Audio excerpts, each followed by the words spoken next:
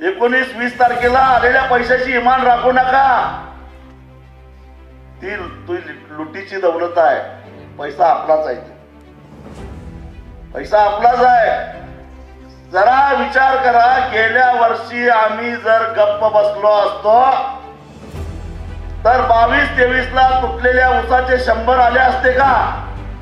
आणि फक्त महाराष्ट्रामध्ये एकाच जिल्ह्यात झाले ते लक्षात ठेवा, आणि कोल्हापूर. का? कोल्हापुरी पायतान नीट काय म्हणून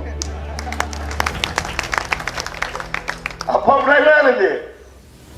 आणि आम्हाला हाय तेवढं परवडतंय म्हणणारे पैसे आणायला सगळ्यात पुढं. इमान राखायचं असेल तर गेल्या वर्षी तुम्ही घेतलेले 200 आणि गेल्या आठवड्यात घेतलेले 100, या 300 रुपयाची इमान राखा आणि उल्हास पाटलांना मत द्या. एवढीच माझी तुम्हाला विनंती आहे.